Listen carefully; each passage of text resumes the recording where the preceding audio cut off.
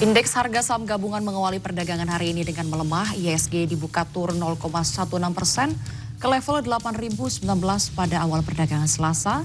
Namun seiring berjalannya perdagangan, pasar bergerak volatil dan mencatat rebound intraday hingga penutupan sesi pertama. Secara teknikal, IHSG masih berpotensi melanjutkan penguatan dengan rentang pergerakan di area 7.900 hingga 8.100-an. Namun pelaku pasar masih cenderung bersikap wait and see. Pasar juga masih menanti hasil pertemuan OJK, Bursa Efek Indonesia, dan MSCI terkait isu free float, investability, dan transparansi pasar. Serta juga rilis data penjualan retail Indonesia dan Amerika Serikat. Lantas seperti apa arah pergerakan IHSG pada perdagangan sesi kedua? Selamat datang di Power Lunch, program yang akan menjadi panduan Anda dalam memantau pergerakan pasar hari ini bersama saya Serliana Salsabila. Dan berikut adalah topik utama kami siang hari ini. Presiden Prabowo Subianto menerima rombongan pengusaha yang tergabung dalam Asosiasi Pengusaha Indonesia untuk bertemu di kediaman pribadinya di Hambalang, Jawa Barat.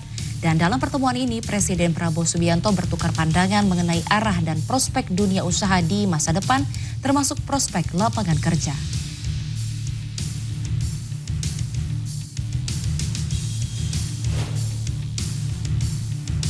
Di tengah penguatan IHSG yang di atas 1% pada siang hari ini, bursa saham RI sejatinya dibayangi sentimen dari ketetapan Komite Penasihat Eksternal atau penyedia indeks saham global FTSE Russell yang memutuskan untuk menunda peninjauan indeks pasar modal Indonesia Maret 2026.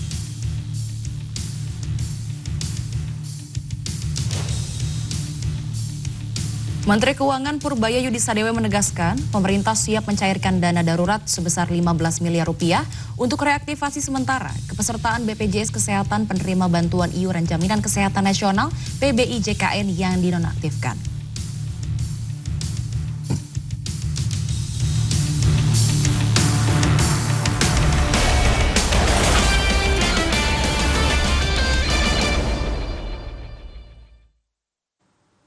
Mengawali informasi pada program Power Lunch siang hari ini, kita simak kabar dari mancanegara. Perusahaan pemeringkat kredit global yakni S&P Global Ratings menyebut sektor real estate China berpotensi mengalami penurunan penjualan 10 hingga 14% pada tahun ini. Itu aja sih, Syar. Oke, baik. Terima kasih rekan terbaik saya, equity analis CNBC Indonesia Research, Susi Setiawati sudah berbagi pandangan bersama kami. Selamat melanjutkan aktivitas kembali. Menteri Keuangan Purbaya Yudisadewa menyatakan pemerintah siap mencairkan dana darurat sebesar 15 miliar rupiah untuk reaktivasi sementara kepesertaan BPJS Kesehatan penerima bantuan iuran jaminan kesehatan nasional atau PBI-JKN yang dinonaktifkan. Kabar selengkapnya kita nantikan usai jeda, tetaplah di Power Lunch.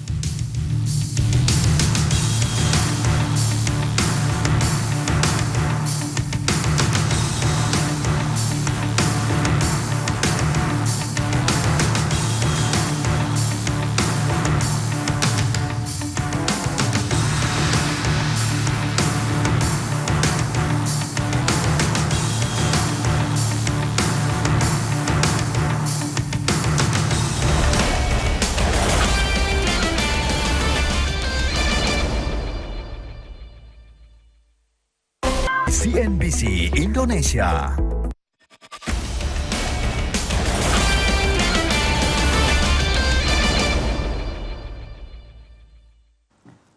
Anda masih bersama saya, Serliana Salsabila, dalam program Power Lunch CNBC Indonesia. Berikut kami sampaikan kabar dari dalam negeri.